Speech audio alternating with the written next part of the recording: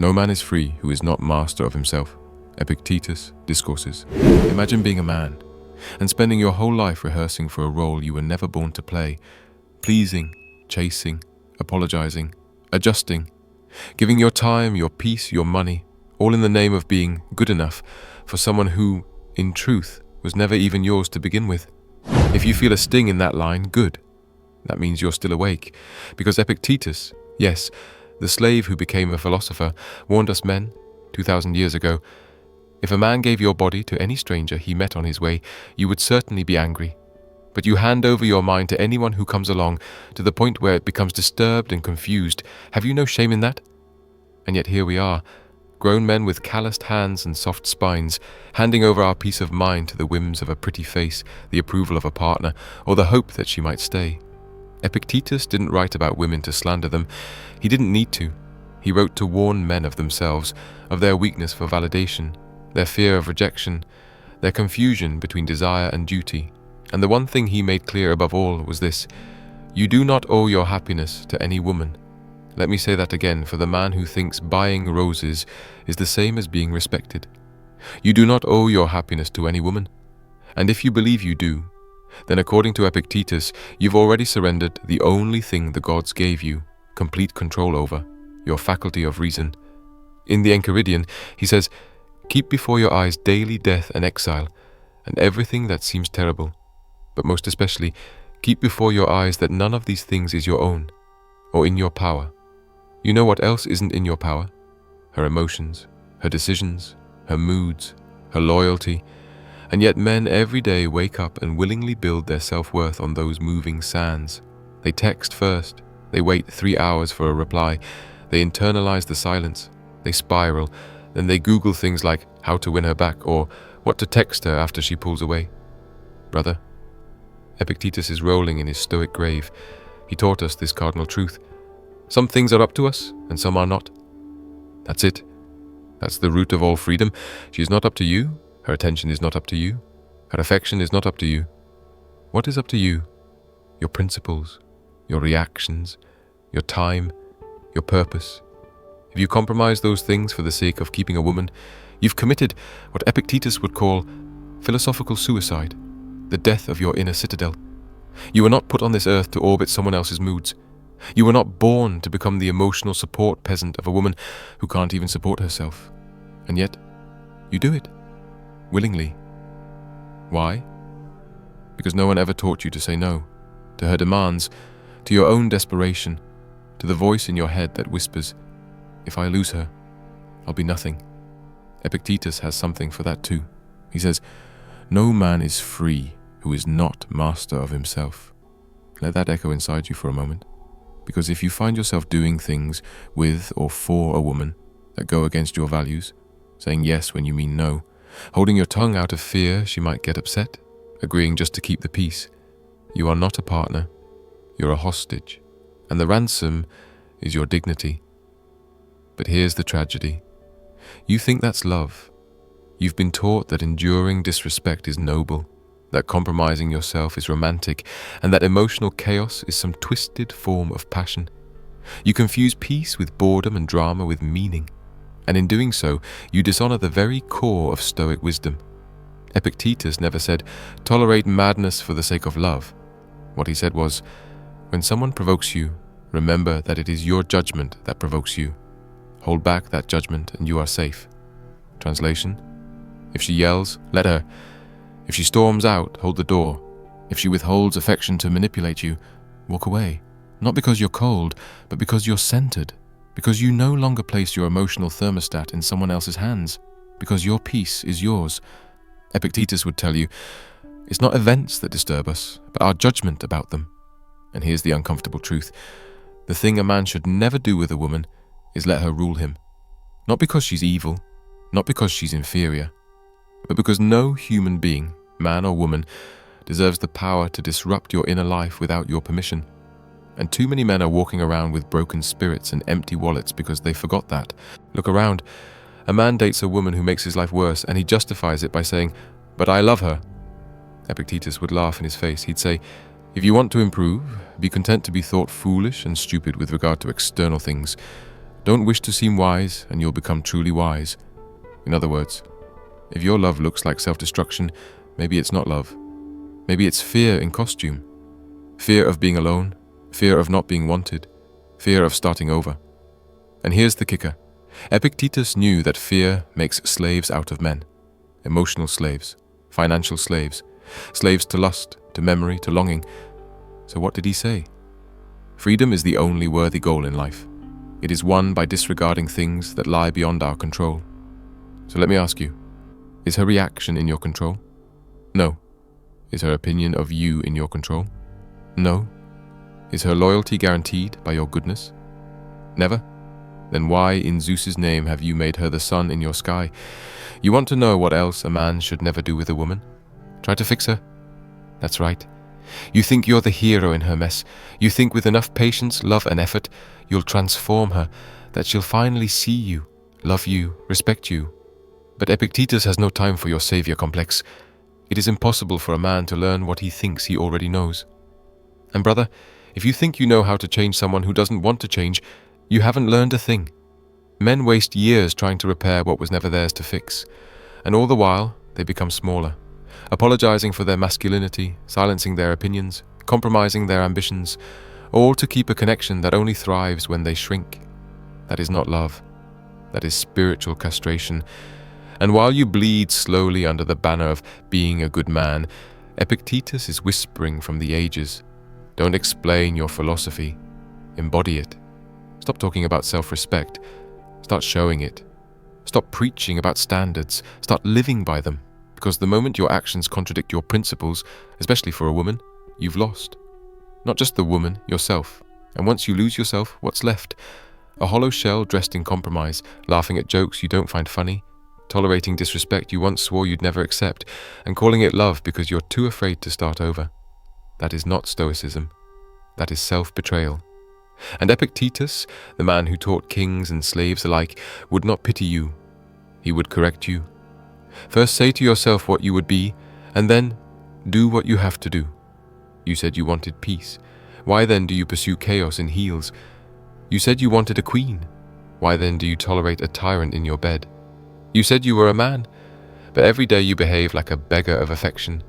Epictetus would call this tragic, not because you're weak, but because you forgot your divine birthright, autonomy. Not isolation, autonomy. He says, no great thing is created suddenly. There must be time. Give your best, and the rest is not yours to command. So stop forcing outcomes. Stop over-explaining. Stop trying to impress. That is not strength. That is performance. And the stage you're dancing on was built by your insecurity. You see, the man who tries too hard to win her approval will never win her respect. Why? Because the moment she senses you fear losing her, she knows she owns you. You should never do this with a woman. Let her become your judge, your therapist, and your God. Because when you do, you turn the relationship into a courtroom where she's the jury and you're always on trial. You suppress your truth, walk on eggshells, second-guess your instincts, all to avoid her disapproval. And in doing so, you dishonor the very essence of Stoic living, living in accordance with nature, not in fear of emotions. Epictetus teaches, it is not he who gives abuse or blows who insults you, but your opinion that these things are insulting. In other words, she may call you names, she may provoke you, but if you react, you've chosen to be disturbed. So what should you do? Be still, be unmoved, be free. But modern men don't want freedom. They want permission. Permission to feel worthy, permission to speak their mind, permission to lead, and worst of all, they wait for women to give them that permission. How far we've fallen from the wisdom of the ancients. Epictetus didn't wait to be validated. He took ownership of his soul. We are disturbed not by what happens to us, but by our thoughts about what happens. He didn't say go get closure. He said go get clarity. Inside yourself. Because here's the truth most men avoid. The more you outsource your confidence, the more fragile it becomes. Every time you make her approval your compass, you forfeit your own direction. Every time you need her praise to feel proud, you've already lost control of your pride. And every time you chase love at the cost of your values, you are not a romantic. You are a man in exile from himself. So what must you never do with a woman? Simple. Never let her define your worth. Never let her replace your principles. Never let her emotions become the weather system of your life, because if she can make you, she can unmake you. And a man who lets himself be unmade is no man at all, just a reflection, changing with every glance, forgetting that he once stood for something. You see, men today are not failing because they are unloved. They are failing because they have forgotten how to love themselves through discipline, through boundaries, through refusal. Refusal to be swayed by temptation. Refusal to beg. Refusal to abandon their principles in pursuit of companionship. Epictetus didn't say, "Be agreeable." He said, "Seek not for events to happen as you wish, but wish them to happen as they do, and you will go on well." That is not a call to passivity. That is a call to detachment, to remain unshaken, to want only what is in alignment with nature. And brother, chasing a woman who disrespects you is not natural. It is needy. It is weak. It is beneath you. You were not made to orbit someone else's gravity. You were made to be still. A mountain, not a leaf. A man, not a mirror. And yet, how many times have you compromised your truth just to keep her calm? How many times have you silenced your instinct because you were afraid to upset her? How many times have you told yourself it's not worth the fight, only to die a little more inside? Epictetus said, "No man is free who is not master of himself." And yet we live in a world where men call themselves kings while living at the mercy of someone else's emotions. You think you're strong because you tolerate her chaos? No, you're strong when you don't need her chaos to feel alive. Because here's what they don't tell you. Many women test men not out of cruelty, but out of instinct. To see if you wobble, to see if you fold, to see if you'll trade your spine for her smile. And most of you do. With flowers, with apologies you don't mean, with promises you can't keep, and with a future you're not even sure you want anymore. But Epictetus warned us, when someone acts badly toward you or speaks badly of you, remember that he does so from an impression that it is right to do so. It is not possible then for him to follow what seems right to you, but only what seems right to him. What does that mean? It means stop trying to convince her to see your value. If she can't see it, she's not meant to. If she disrespects you, it's because her nature has determined her behavior, not your worth. And when you beg for her understanding, when you try to make her see, you are not arguing for love, you are arguing for your own unworthiness. A man should never do that. He should never plead for recognition, never debate his value, never try to teach a woman how to treat him. That is not leadership, that is surrender, and not the good kind. A Stoic does not chase. He builds, he cultivates, he becomes. And if she sees it, good. If she doesn't, even better. You've just been spared, because the woman who is meant to walk beside a man of virtue does not require him to abandon that virtue to gain her affection. She recognizes it. She aligns with it. She thrives under its calm strength. But she cannot do that if the man himself is lost, soft, shapeless, uncertain.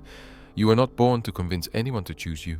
You were born to choose yourself, over and over again, especially when it's hard, especially when it means walking away, especially when you're tempted to lower your standards just to keep someone close. Because if you must betray yourself to be loved, then what you are receiving isn't love. It's tolerance. It's utility. It's conditional affection wrapped in sexual currency. And the price you pay is your soul. Epictetus never asked us to hate women. He simply asked us to love wisdom more than comfort, to love virtue more than validation, and to never confuse being desired with being respected. But most men don't want to hear that. They'd rather believe they're unlucky in love than untrained in self-respect. They'd rather blame her attitude than examine their own surrender. And that's the great tragedy. Not that women are difficult, but that men are directionless. And so they give, and give, and give. Their time, their energy, their money, their emotional bandwidth. They give so much that they forget they were born with something to protect, their peace. And here's the final warning Epictetus would leave you with. It is better to die of hunger, exempt from grief and fear, than to live in affluence with perturbation. In other words, better to be alone in truth than partnered in chaos. Better to have nothing and know who you are than to have her and not recognize the man in the mirror. So stop telling yourself you're being patient. You're not, you're afraid. Stop telling yourself you're being loving. You're not. You're addicted. Stop telling yourself it's just a phase. No, it's a test. And you're failing it by refusing to walk away. Because the one thing a man should never do with a woman is betray who he is in order to be loved by her. Once you do that, everything else collapses. Your standards, your self-image, your sense of direction, and worst of all, your ability to lead your own life. So if there's anything you've heard today that makes your stomach turn, good. That's the ancient fire waking up in you. That's the part of you that remembers you are not here to serve a throne that sits on shifting moods. You are here to build a kingdom within, unmoved, unbroken, and unbought. Let the world call you cold. Let her call you arrogant. Let the weak call you detached. You are not here to be understood. You are here to be unshaken. And if that fire in you has stirred, don't silence it. Don't run back to the numbness you used to call comfort, because the moment you begin to awaken, the world will try to rock you back to sleep. It will tell you that you're being too harsh, too closed off, too masculine. But brother, hear me. It is not harshness to have boundaries. It is not cruelty to demand respect. And it is not weakness to walk away from anything or anyone that costs you your clarity. You've been taught to be emotionally available, but never emotionally sovereign. You've been told to be vulnerable, but never invulnerable to manipulation. You've been conditioned to seek intimacy before integrity. And what has it earned you? Nights filled with second-guessing, mornings marked by regret, a heart that's been stretched so thin for others that you've forgotten how to feel it beat for yourself. But this is your turning point. Because a man who has reclaimed his peace, who has buried the urge to chase what doesn't serve him, becomes untouchable. He no longer needs to raise his voice to be heard. He no longer needs to prove his worth. He lives it. He no longer asks to be chosen. He chooses. And that terrifies the world. A man who does not beg, who does not barter his values for affection, who is willing to sit alone rather than sit beside someone who doesn't see him. That man becomes dangerous, not to women, but to the illusions that have kept him small. Let them call it loneliness. Let them say you're bitter. Let them paint you with every word that tries to shame you back into obedience. But remember this, peace does not always look like smiling on a beach with someone. Sometimes, peace looks like closing the door, locking it, and hearing your own thoughts echo back with strength. Sometimes, peace is choosing not to reply, not to explain, not to chase closure from people who only ever opened you to exploit you. And if you feel grief rising, let it. That is not weakness. That is the soul shedding its old skin. That is the death of the man you were trained to be, the pleaser, the fixer, the apologetic shadow of yourself. Let him die, because the man, rising in his place, he does not negotiate with disrespect. He does not suffer for what he cannot change, and he does not build shrines to women who only showed up to consume. You are not cold for protecting your heart. You are not broken for refusing to be used. And you are not lost just because you're not clinging to someone anymore. You are learning how to stand still in the storm. And that, my brother, is the first lesson of Stoic power. Epictetus once taught that we should act with discipline in all things, because what truly belongs to us cannot be taken. Your character is yours. Your mind is yours. Your mission is yours. And any woman who demands those things be compromised in exchange for her affection is not a partner. She is a distraction sent to test your devotion to your higher self. This world is filled with men who once had dreams and dignity and traded them for moments of touch, for glimmers of praise, for the empty high of being desired by someone who never loved their essence, only their effort. Don't be one of them. Be the man who walks with silence when needed, who waits without desperation, who desires without worship. Be the man who understands that not every beautiful woman is a blessing. Some are lessons, some are mirrors, and some are storms sent to drown what's still soft in you, so that you either rise hardened or you sink trying to hold on to what was never yours. Let go, not just of her, but of the version of yourself that needed her to feel alive. Let go of the lies that told you you weren't enough unless she clapped. Let go of the poison that made you think your masculinity had to be softened to be seen. You were not put on this earth to orbit a woman's affection. You were put here to stand firm in your truth and let those who cannot handle your strength drift away. So when she walks away, let her. When she tests your worth, remain unmoved. And when the world begs you to kneel for love, stand taller, because the man who never betrays himself loses nothing worth keeping. And that is what Epictetus would tell you. Not to fear being unloved, but to fear forgetting who you are. Not to resent women, but to revere wisdom. Not to chase affection, but to guard your peace like it is the last fire on a cold earth, because in a world designed to take from you, a man's peace is his final fortress. And if you've made it this far, if something in you still beats with that ancient rhythm, that call to build, to protect, to rise, then hold fast. Don't apologize, don't explain. Just walk forward, unshaken, unbroken, unbought. Now listen, if this message hit you, if it made you pause, reflect, or feel something burning in your chest, then do something about it. Like, share, subscribe, support the channel with the link in the description. Your support isn't just for me, it's for every man who needs to hear this and hasn't yet. Be the reason someone wakes up, be the fire they didn't know they were waiting for. Because Epictetus gave us the truth, but it's up to us to live it.